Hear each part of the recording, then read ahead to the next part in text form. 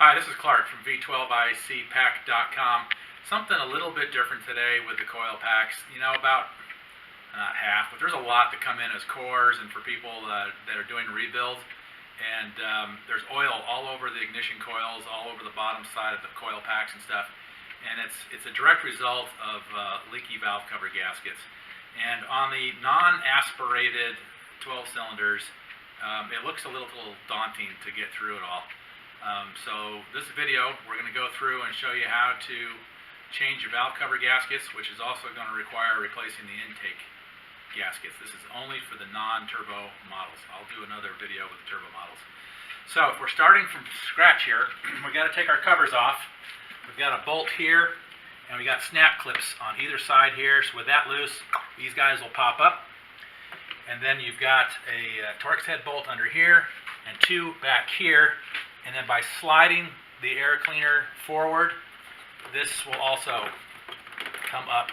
Oops, sorry. I have to take off our snorkels. I only do this like 100 times a day. Okay, so we'll get these out of the way.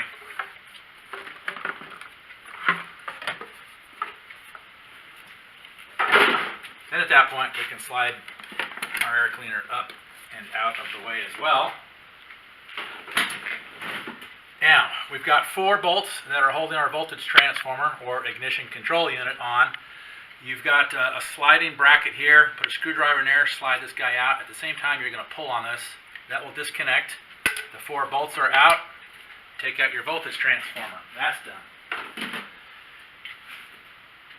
Now, we've got a lot going on here on the intake manifold. We've got our air mass sensor, which is going to be in the way. Our throttle valve body, which is in the way, and our ducting here going into our intakes are all in the way and are going to have to come out. We've got this cover here, 1 bolt there. This guy is out of the way. While you're in this area, you've got 2 bolts here. You take both of those out, and you've got another one underneath here that holds this pipe up against the valve cover here. Remove that bolt as well. And now you've got this assembly loose. That's going to help us later on. So you've got 2 hose clamps that are holding on your air mass sensor, and it's plugged in. Unplug that. You can remove this out of the way. And on your throttle body, you've got 2 screws underneath here. You've got one on the side, and another one, which is a real bear, that's over there to get that off. You won't be able to get this off until you get your piping off here. To get this guy off, you've got cinch clamps, and I don't think there's not a whole lot of pressure. Mine are gone because they come on and off so many times. Any kind of a pry bar that you can get in here, and you're not pulling real hard, but the direction you're trying to pull in is to pull the pipe back. And when you can do that, this will come off, tip it up, and then pull it out of the back of the throttle body. That guy is out. You can't do the same thing with the other pipe. With the throttle body all loose, you'll be able to pull it out of the way, unplug everything that's plugged in. Obviously, I've had this apart. And you can get this guy out of the way. This bracket here is very often underneath some piping.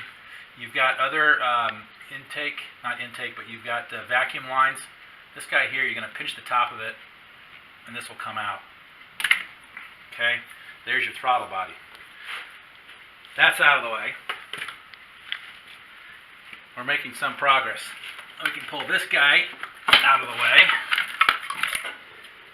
This vacuum line was going up to the front, and you've got some others back here. Just as you go along, make sure you've got everything unplugged. Down the middle of the intake here, you've got some bracketry that's holding on some vacuum ports. Those I've already undone as well.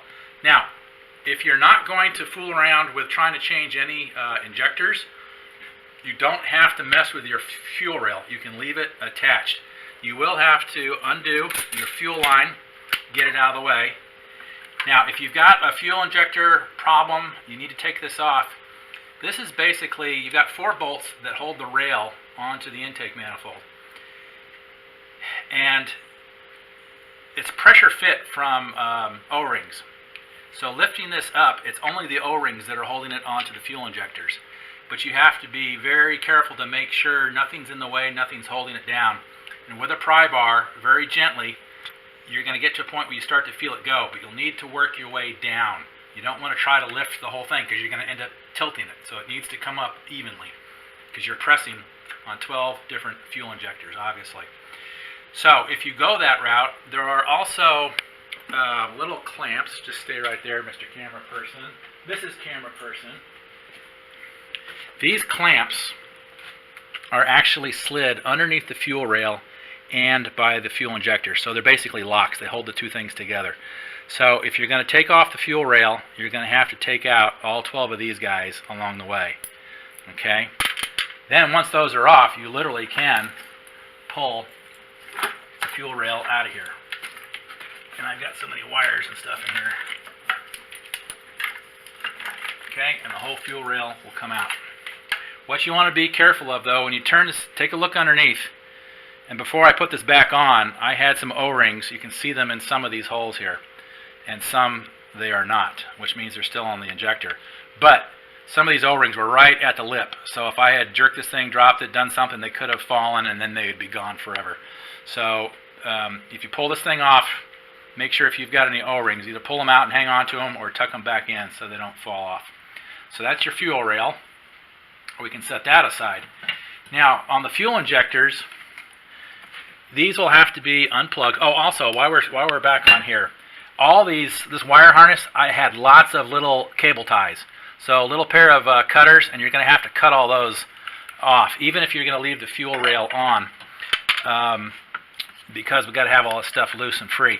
So on your fuel injectors, if you just squeeze your two metal pieces together, like that, it will unlock from the connector. So you're going to have to just squeeze them and unplug them. So obviously we got 12 of those on here. Once those are all unplugged, now we've got a whole bunch of spaghetti going on here. And let me walk around you.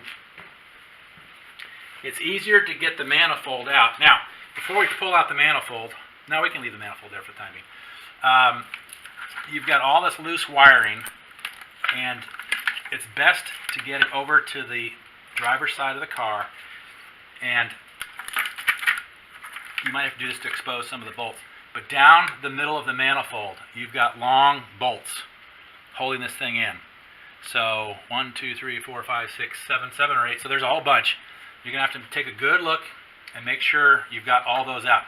Those are the only bolts that hold the manifold in. With those out, you can now get all your wiring out of the way, and this will be loose. Okay? And you can start to move it.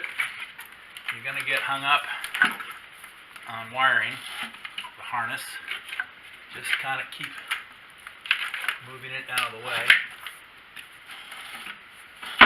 Come on.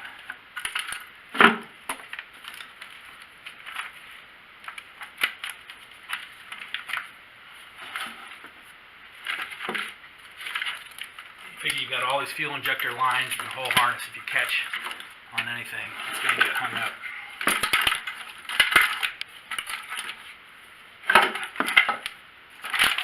Okay. Voila, there's a hunk of aluminum. So here's your intake manifold. All your fuel injectors are in there. That's why I'm saying you could have left the fuel rail on if you wanted to, because it would just come up with the whole manifold as long as you undid the nut up top. Okay, so now that's out of the way. At this point, you would have to pull your coil pack out. So again, this side here, it's going to slide down, open up. You've got 6 bolts. Hold the coil pack in. Mine are obviously already loose. You would pull it straight up. Usually the transmission dipstick is kind of in the way. Push that out of the way. This is obviously just one that's getting ready to get rebuilt, and I just stuck it in there so you can see how they come out. So now that's out of the way. We're making progress. Now, I've already had this one off. I just put 2. So again, we got 14 bolts that hold the valve covers on. Okay. So with those loose, take a hammer, knock this guy, and off it comes. All right. So let me come around here to the other side again. I have not taken this side off.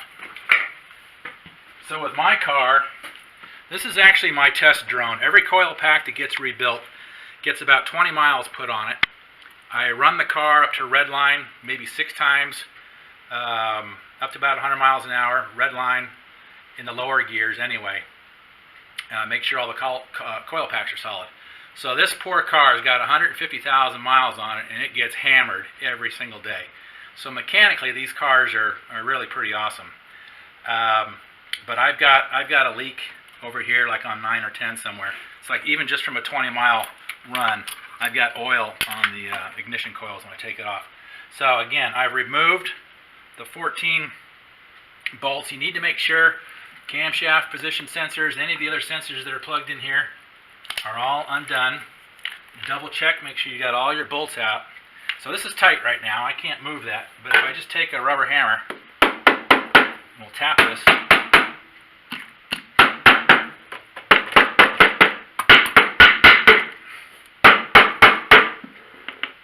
Oh, I'm going to have to edit this. Hang on.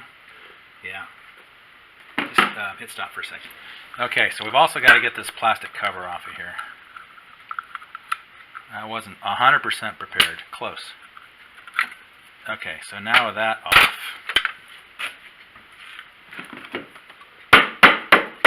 There we go.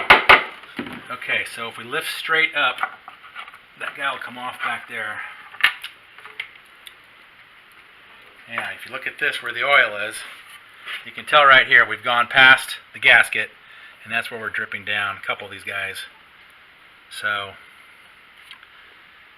there you have it. So to install the new valve cover gaskets, they're actually got a little bit of an inset to them. So you'll just work your way around and put them back, push them in, make sure they're locked in. You don't use any kind of sealant, no gasket material. It's just a rubber seal. If you think that your things are kind of grungy, these look kind of like almost like a burned vapor of oil. So I'll scrub these down and clean them up since I've got it apart. You might just take a look at your cam lobes. Make sure they're not pitted. It's normal that you're going to see a little bit of some scratch marks on here. We've got roller cams, so we're not dealing with a whole lot of friction. But so long as these things aren't pitted and you don't see any gouges in them, your cams are good. If you've got a turbo model, this stuff here is all about turning off this bank when the car is cruising, which the turbo models don't do. So this disengages cylinders 7 through 12, and that's the sensors for that. Okay, and then of course our intake gaskets are here. Now you got to be careful. If you look in here, you're going to see your valve stems on your intake valves.